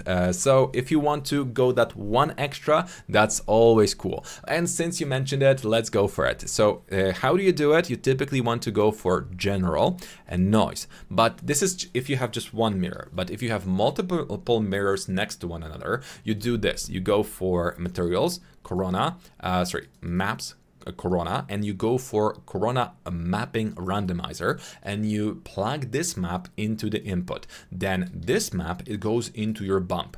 The bumpity bump goes here, and this is the whole shtick. Mesh element, 360. So now each individual mirror is going to have its own a jitter, and we're going to be reusing this map for the actual material we're doing right now. So I'm going to copy it here, copy, and those are going to be independent. Also, one thing for you guys, remember that once you create your mirror, okay, let's click here. Once you create your mirror, just go easy on the bump. You don't want to overdo it, just a slight touch of it. So this was something I put a lot of emphasis when we're working with our students, because this is how mirrors are. Those are still liquids, so they will deform a little bit. Hey everybody, great class, loving it so far. Thank you, so nice of you. Explain, glad I am today that you're applying. Please do something to add me in the student who was stream learning wish. Well, we're going to surely reply to your email, that's for sure, as soon as I can, but right now I'm kind of occupied.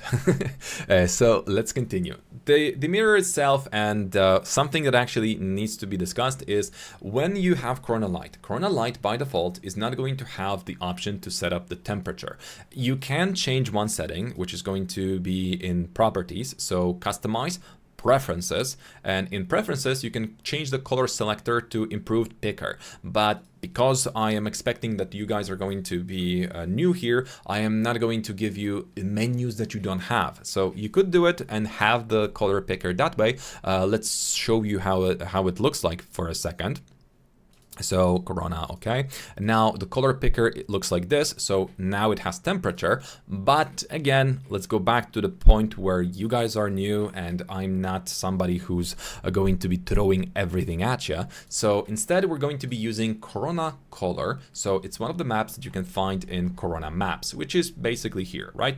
So this is the white one, and you put it here, and then you plug it in as color. Then you can set the Kelvin temperature, and it's nice and easy to do so. Also, it's a very cool way to have consistent lighting between the each light, because now we can use this one map for multiple lights if we want to. So if you want to specifically set up some kind of temperature for all of the scene, be my guest. Now, let's continue and show you the stupidest trick ever. The trickety trick looks like this. We add our objects to exclusion first. So now they're going to look really awful because, you know, we're supposed to have them. So now the material is here. I'm going to make sure that the material is not as rough, so 0.1 is enough for me. I want to have a little bit of reflection on it, but the whole room is mostly white, so we're not going to see much of it anyway. So in this case, to make the reflections look better, I'm going to actually use what Theo just mentioned. So we're going to be adding this bump, and this bump, look at that. It already made all of those tiles a little bit more specific, but I also want to make sure that the size of the bump is around 15 or 5, depending on the exact tiles I'm going for. Okay, so this is looking fantastic.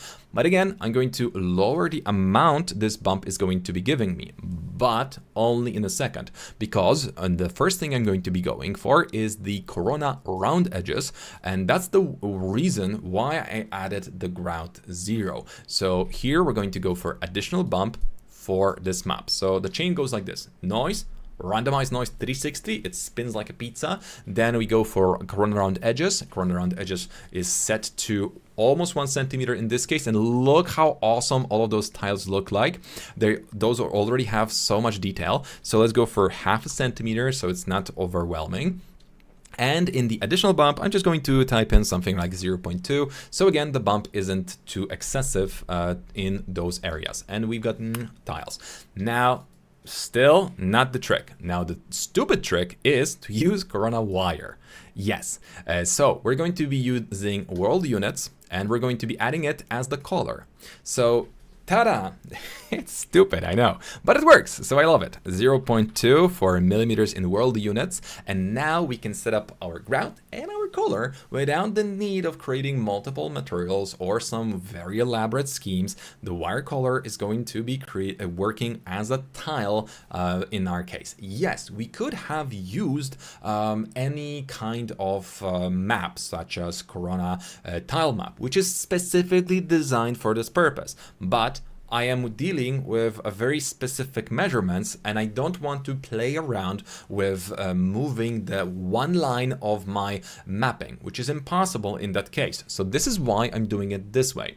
So again, we're just going to be using this Corona wire, but to fully use its potential, we're going to now use another map, which is Corona Mix. So the Corona Mix is going to be very simple, very simply using the two colors, which are going to be simply black and white. So top and bottom color. So we set up our top and bottom color as we please. So in this case, the base layer, the black, is going to be actually white, but not fully white. Now we're going to go for the top layer, which is going to be the color. And I am not very good at eyeballing the colors yet.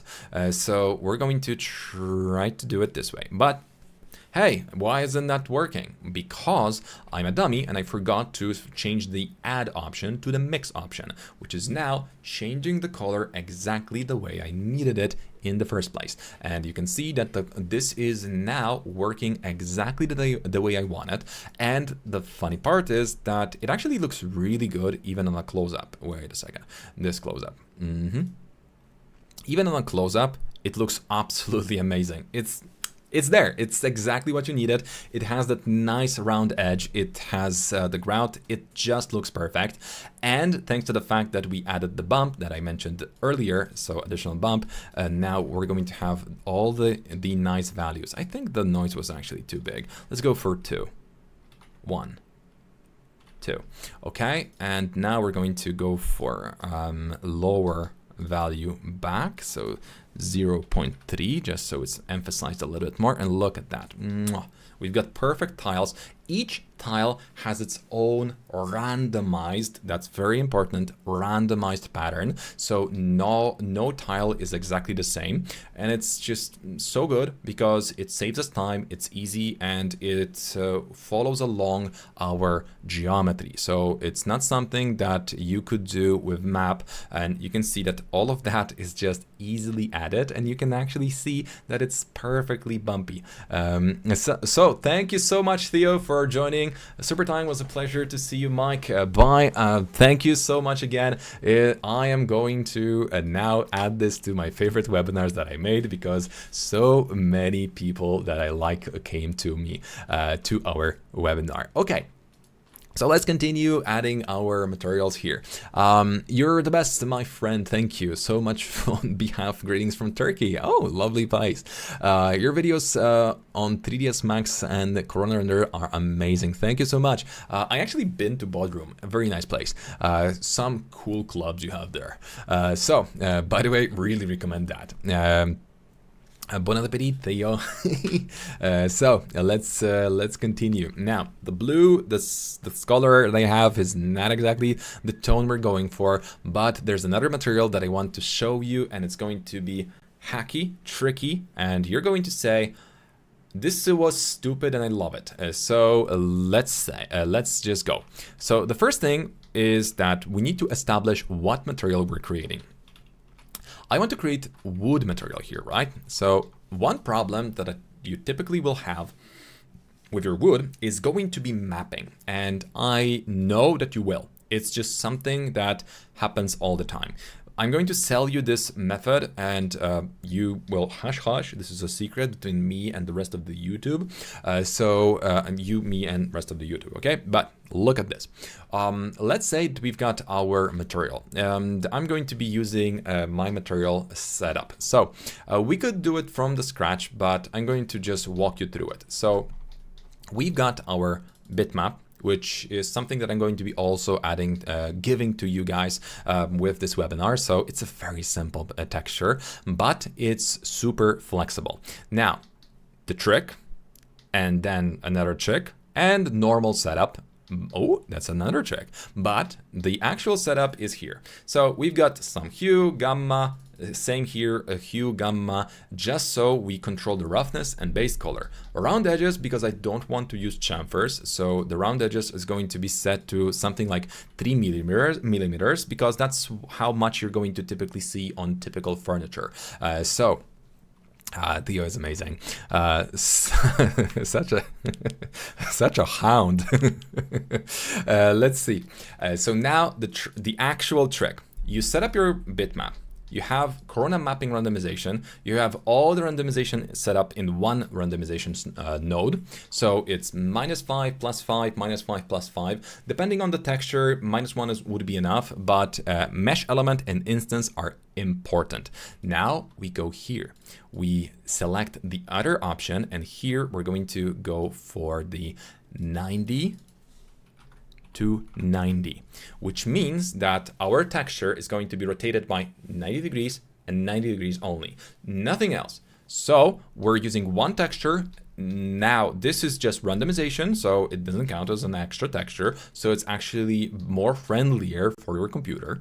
And now we're adding this into Corona multi-map. The multi-map is going to be set up by face material ID.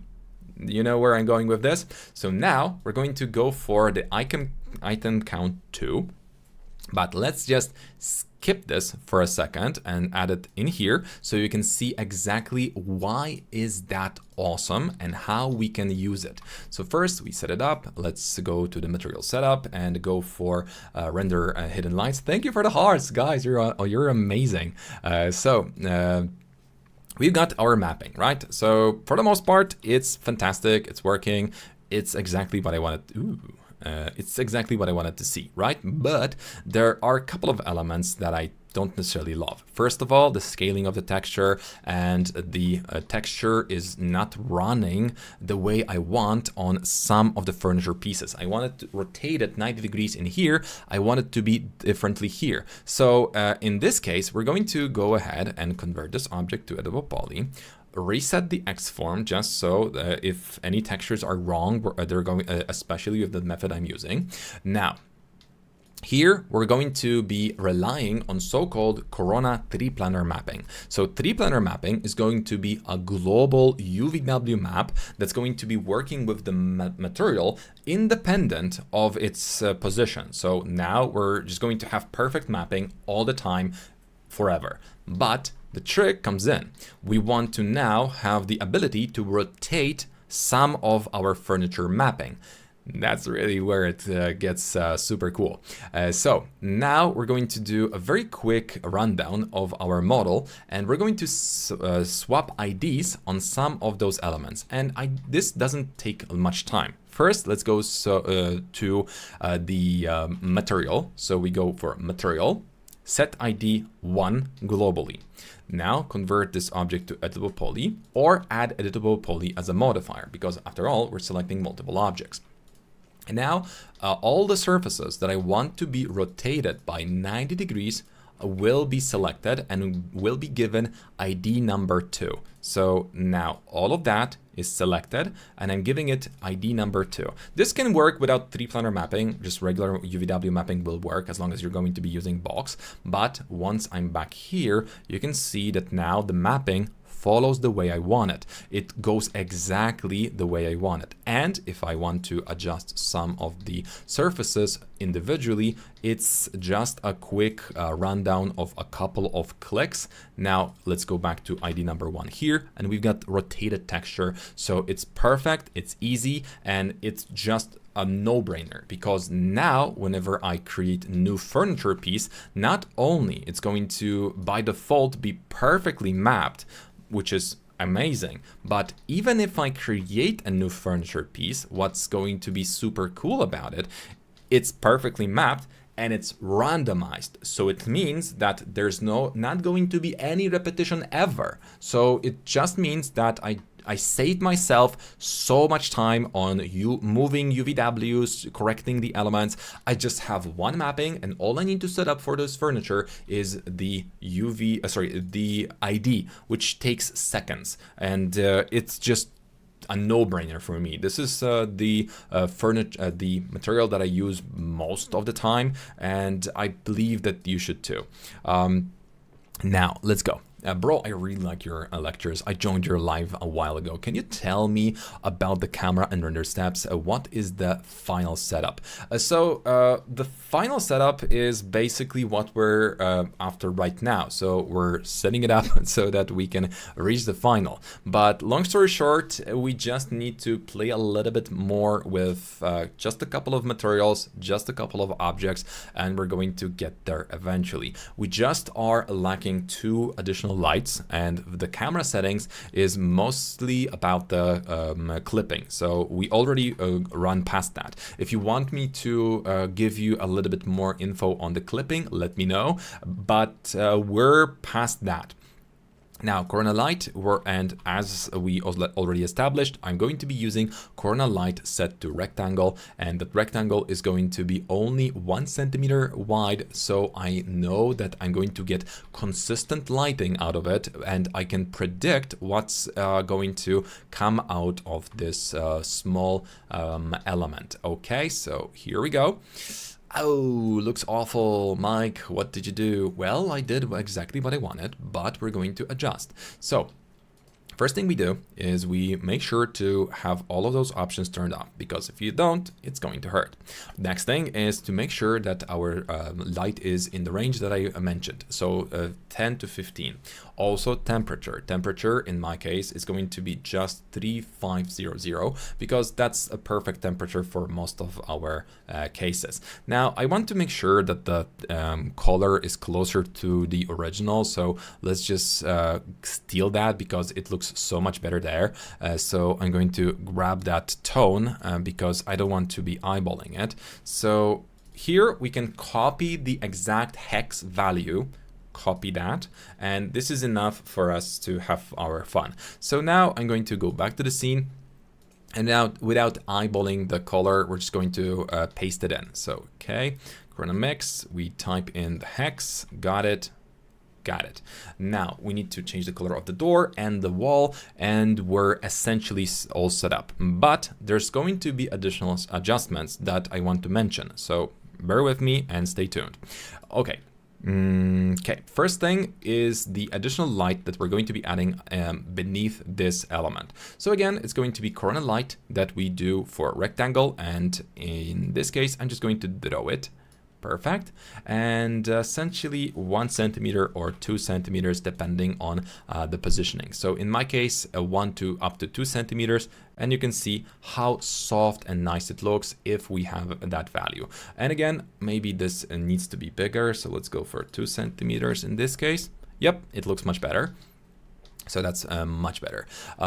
Is 3ds Max outdated now? What's the best website for 3ds Max models? Currently 3D Sky, CG, Mood, yes, I accept that. 3D Brut, I don't use that one, but also I would definitely go back sometimes to Turbo Squid, and from time to time, now less often because of Chaos Cosmos being as big, I also sometimes use the...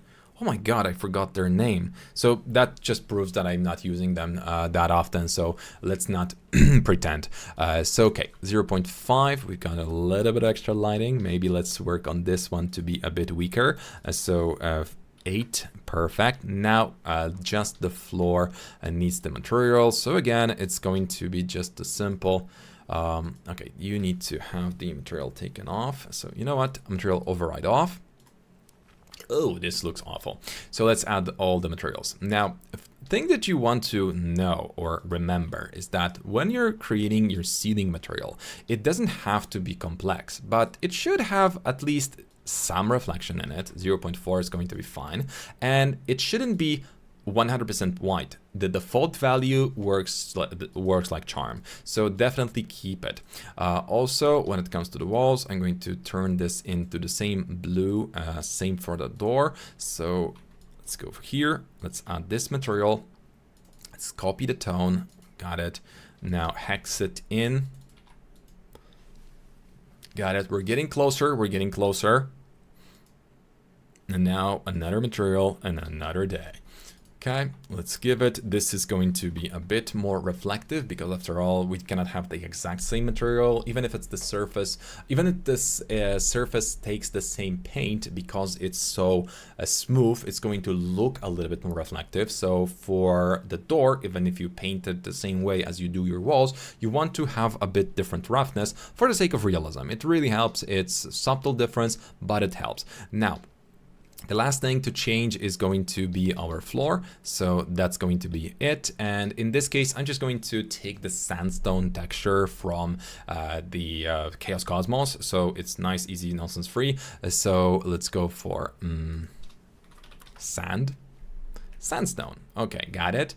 And this material is obviously going to be awful. It's going to be bad, and it's going to have some problems because it's going to be using UVW mapping, and by default, some of the gigantic brains in Chaos thought that it's better to set up our materials into real world map size, which nobody uses, and if they do, they're lying, and if they are not lying, they're probably psychopaths. So, you know. Now, this is a sandstone made with Corona Legacy material. For some reason, it's impossible to update, but we can just do it by clicking it once, adding this material in, going for the same bump material, and leaving out the roughness material because it was absolutely redundant.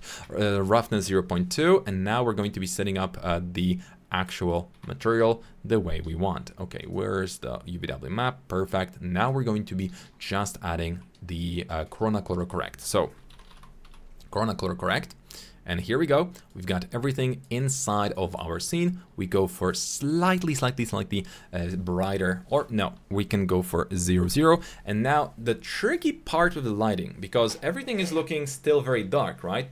The tricky part is that the lights that we have on our ceiling, although very powerful, they're wasting a lot of their power. Look what happens if I actually use them the proper way. And the only proper way to use lights on your ceiling is to give them a little bit of directionality. So 0.4 changes the entire mood. So we don't want to make them laser focused because that's still, it has its merits. I love it. This is something that looks good. I'll give you that. But that's not what we're here for. We're just creating bathroom, not club bathroom. So we're going to go for 0.4. And now we can actually go back to our material and get the darker tone in here. Maybe slightly desaturate because I don't like the tone it has. And now we're good to go, but the ceiling still seems to be a bit dark. So in many cases, you can do this very nasty trick, which is something that I only use if I need to. This time I don't. I mean, I don't need to, but I could. So in this case, we create a gigantic, and I mean gigantic rectangle that's going to be approximately 5 to 10 centimeters away from the corners of our scene. We put it all the way up and we rotate it so that it faces the ceiling. But the trick is to make sure that it's fully off with all of the options here, all of them. The directionality is also off.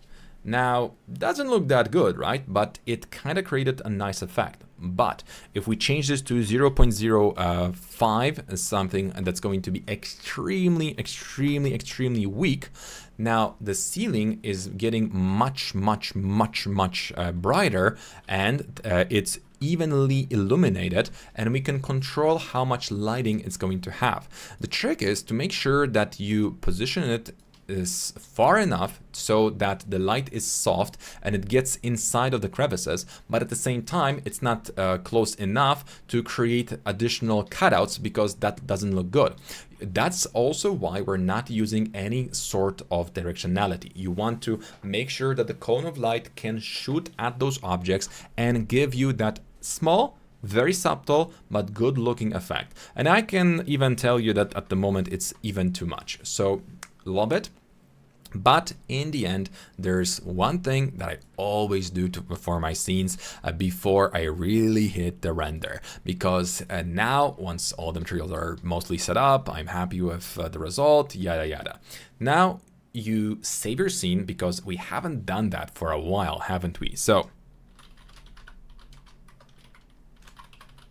Scene for viewers, because most of what we have here is handmade. So scene for viewers, and we're going to go ahead and click on create or create the interactive light mix. Now we settle on that, and this is where the magic really happens, because we've set up everything. We know every piece of geometry has the right lighting, it has the right reflection, and mostly we just love it. We could play around a little bit with our temperature, which I recommend you to change if you need to, but in this case we don't need to, because we will be going forward with our light mix. The environment doesn't exist, so we can turn it off. The rest light of the lights, so rest is just the lights inside, is what we're going to be using to set up our specific value of our bloom and glare. So that isn't valid at the moment as well. This is the main light that we're going to be able to set up the exact value for, so we can control it, and our extra lighting. So this is going to give us the exact tone we need. So again, it's all about just going for those extra miles in those cases. And again, this light definitely too strong, so let's make it a little bit weaker in this case. We want this to be subtle, it gives the color. Although we did add a very strong temperature here, so it's a very nice warm temperature. For some reason, adding the temperature on top of the temperature, it's going to always give you such a nice effect. It's going to just give you that beautiful color. It's golden, it's orange, it has everything you can ask for, and that's exactly what I do with my scenes. I make sure that those materials will have that extra something. So again, we now go back to our rest unassigned materials. We make sure that our bloom and glare is on. We make sure that it's on. Come on, calculate yourself. Okay, let's stop you. Bloom. Now, the cherry on the top, once the bloom and glare is calculated, is to go to custom aperture, editor, and in editor, we're just going to go for either peripheral gathering to get that extra something around it, but that's not enough. I want to go for the lens scratches. I want this to be very weak, but also hexagonal. And I'm going to be going for very low strength. So this way, because of how my light was built, and it's only a small dot, this is going to be perfect. And it's going to look amazingly good. Rotation can be also changed a little bit. So we've got a different streak. Look at that. We've got separate streak from the original. So it's, again, more natural, better, and it's just something that people will omit most of the time, and they don't care about it because it's just not worth it. But it is worth it because you're better than the rest. You're just creating something that's supposed to be more realistic, better, and something that's going to be the difference between you and the rest of the people. So that's how we can create bathrooms like this. This is how we can create all of these materials with hacky, very simple way. And we've done this, although I was talking, in 2 hours, but normally this bathroom would take me less than an hour to complete. And yes, we're lacking one material extra, which is the wash basin, but because of the overall quality of the material or the scene, I think we can agree that we don't need to overdo it and add additional materials or objects. We can just change the color really quickly. And as for the props, just feel free to add something. Always make sure that your porcelain is going to be a bit darker than the white of the walls, because this way you're going to have a bit higher leeway to add just a dash extra of your exposure, and you're not going to have to top up the contrast and all the other values. Typically, I don't touch a saturation for scenes like this because it's unnecessary, but it's often a better idea to at least add an LUT in your scene. But the actual very good cherry on the top that you can add is VizMaker. VizMaker is obviously going to be one of those programs that not everybody has to access right now, but it definitely will be super helpful if you do, because VizMaker is the part of our work how to say this, a workflow that is something that you don't need at the moment for, oh, the camera is a little bit different from the original, but I'm going to accept it. Oh, and I forgot the sharpening and blurring in this case. So let's go for 0.5 and sharpening 0.5 in this case. I think that the original camera was so much better. Let's adjust. So, okay, we're going to go ahead.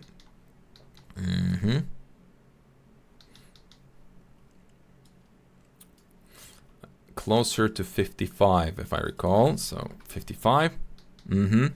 Now we move back. Okay, so let's move to the left a little bit. Actually, no need for that. And oh, I don't have the skew. Now I remember why it's not the same.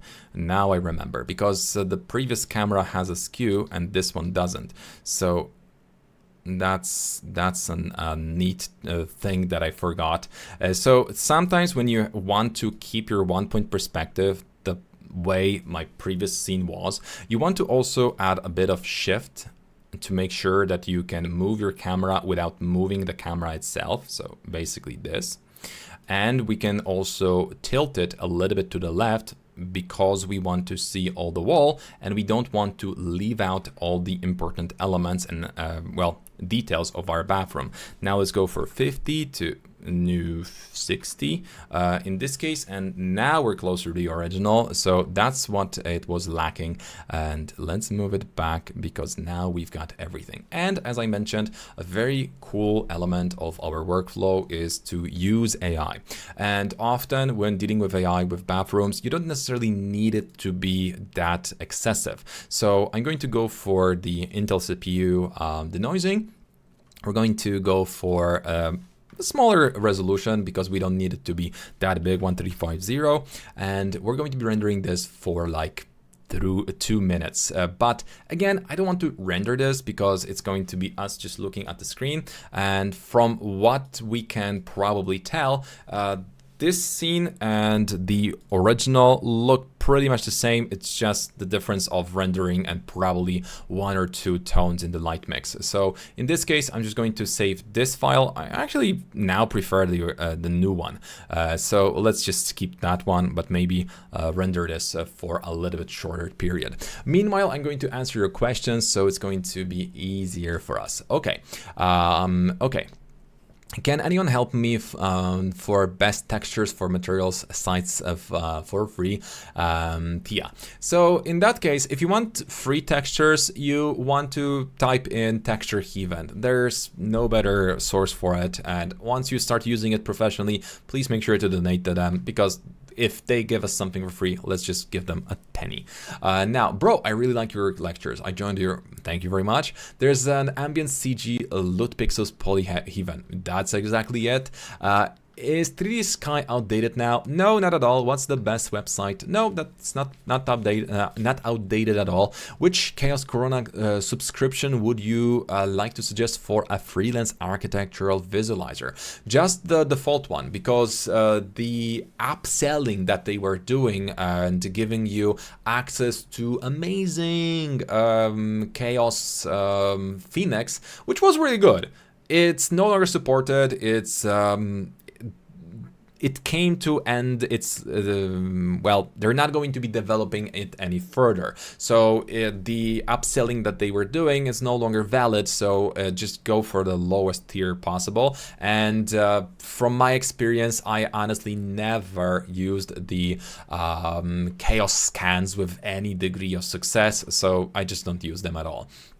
Now, if I work in ACS OCO and a client requires the file, but they work in Gamma or 3ds Max by default, what can be done to make it display correctly? That's a very elaborate question. You would have to have a script that's going to change your RGB values and recalculate them by Gamma values. So honestly, this is going to take a while. And I would suggest you that you switch and actually work with Gamma, because Corona is not supposed to be OCO friendly. Although they do use SCSOT as a clamping method, it's totally not what the color space is supposed to be. It's just the video frame buffer color space, which is again different. So that's a very cool question. So the only way you can do it is recalculating all the materials and all the textures by basically rescaling them or revaluing all the RGB values from everything. I'm from Bangladesh, and many of us would really appreciate if you could add Bengali Banga audio track to your YouTube videos. Well, if it's possible, I will, because I am still figuring out. After 7 years, I still haven't figured out how it's done. Having a Banga audio option would be the videos much easier to understand and accessible to many people. I will try to do it, I promise, and adding Bangla support could help. I promise I will. Sir, we're loving the webinar so far. Do you think it's necessary to add an IES for lights for the more realism? That's such a nice question, Pierre. So Piero, in that case, I think no, and you want to actually avoid them and only use them as something that's going to be painting on your walls. So if you can avoid the light or the value or the ICS of light, avoid it. Only add it to lights that would be super close to your wall. So for example, if I would be using it, I would be using it only here and here, but not here and not here, because those lights typically slow down the rendering, create more noise, and it's just not worth it. And most of the time, it's going to be not cost effective, so definitely not. Can you do a live stream for post-production too, please? We kind of did one, but I think we can. Why not? You forgot to add materials to enclosure pipe. Yeah, I noticed that. I'm going to probably have to re-render everything. Hi everyone, and greetings from Spain. Thank you for joining us. I want to join your team. Well, email us. Why not? AO is necessary to use in walls.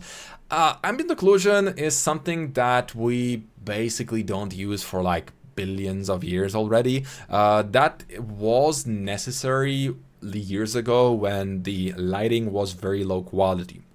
It's still used to this day in many at many occasions, but it's mostly not that useful this day and age because it's just not working that well. I mean, it's not giving you that much of an effect in the end. So what I would say is best not to most of the time. So let's save this and go for the actual stream. Okay.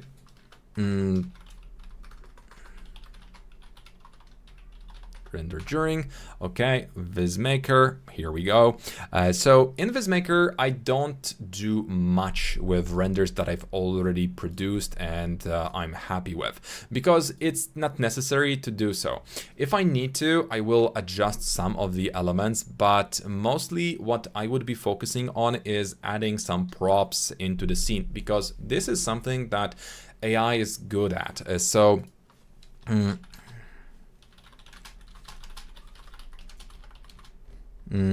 Small.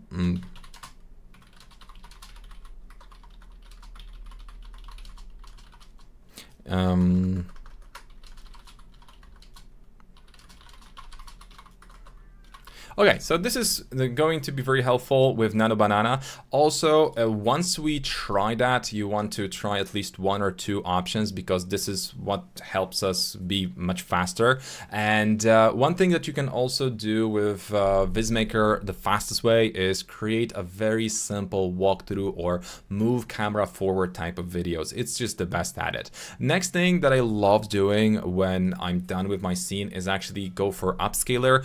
Either Magnify or Pro Upscaler, both are fantastic. The Pro Upscaler is best for greens, but I use Magnify because it has the creativity option and HDRI options. And again, I'm just going to make it so that it grows a little bit bigger. Now, the thing is that adding all of those props for me is non-essential during the design stage. But once I am done, adding all that in seconds is something that I use all the time AI for. Because everything I did up to this point was supposed to be precise, was supposed to be the right color, is supposed to be in the right position. I cannot allow myself to get that much hallucination. But when it comes to props, I really don't care. As long as I get the right props in the right positions, love it.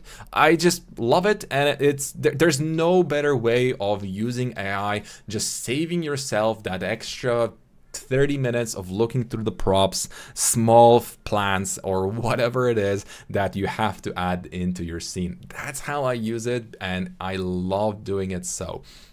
Now, if I don't like the props, I'm just going to specify which one I don't like, and I'm going to just change it. But again, the reason why I use AI is those two options, Nano Banana and, okay, for small bathrooms, right?